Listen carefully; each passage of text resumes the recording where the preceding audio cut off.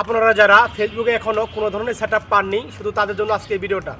আমি এর আগে অনেক লাইভে বলে থাকি, অনেক ভিডিওতে বলে থাকি, তো আজকে আমি এই ভিডিও নিয়ে আসছি। আপনারা যারা এখনও কোনো সেটআপ পাননি, শুধু তাদের জন্য ভিডিও, বা যারা একটা সেটআপ পেয়েছেন অ্যাড অন রিলস, শুধু তাদের জন্য এই ভিডিওটা। যেরকম ভাই আমি একটা সেটআপ পেয়েছি অ্যাড অন রিলস, এবং স্টার সেটআপ পেয়েছি, এবং ইনস্টাগ্রামের সেটআপের সব ক্রাইটেরিয়া পূরণ করে ফেলেছি। এখন আমাকে কোনো সেটআপ দিচ্ছে না। তো কিভাবে পেলে আমরা কিভাবে তাড়াতাড়ি সেটআপটা পাবো? তো আপনারা চেষ্টা করবেন, আগে যেভাবে আমরা কাজ করেছি সেভাবে কাজ করলে হবে না। আগে যেরকম আমরা অ্যাড অন রিল সেটআপের জন্য 3টা করে বা 4টা করে 7টা করে ভিডিও শুধু আপলোড দিয়েছি, লং ভিডিও কিন্তু অনেকে আপলোড দেয় নেই। তার জন্য আমরা কী করছি, অতিরিক্ত শর্ট ভিডিও আপলোড দেওয়ার কারণে আমাদের ফেসবুক কিন্তু অ্যাড অন রিল সেটআপটা আগে দিয়ে দিয়েছে। কিন্তু ভাই এখনকার সময়ে বা এখনকার যে আপডেট চলছে, ফেসবুক কখনোই আপনাকে অ্যাড অন রিল সেটআপটা আলাদাভাবে দিবে না। আপনি যদি প্রতিদিন 7টা 5টা 6টা করে রিলস ভিডিও ছাড়েন, আপনাকে কখনোই দিবে না। কারণ এখন আমাদের দিবে কন্টেন্ট মনিটাইজেশন সেটআপটা, যে একটা সেটআপের মধ্যে সব থাকবে।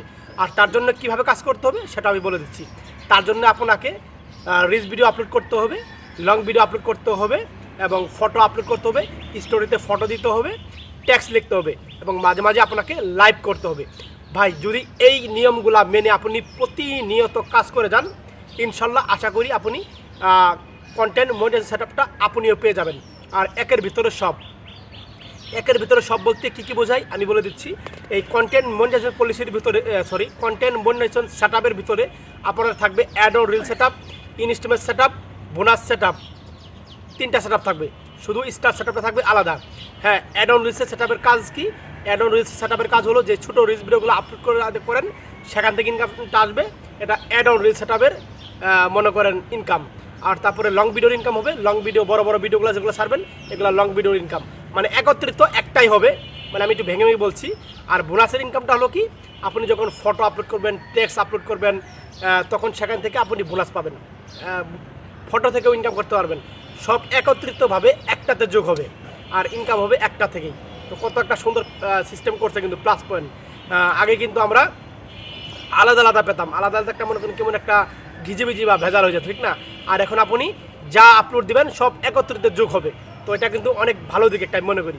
তো আপনারা বেশি বেশি সেই নিয়মকানুন মেনে শুরু থেকে আপনারা আপলোড করে যান, একটাও বাদ দেবেন না। প্রতিদিন যে আপনি শুধু রিলস ভিডিও আপলোড করবেন, লং ভিডিও করবেন না, এভাবে করবেন না।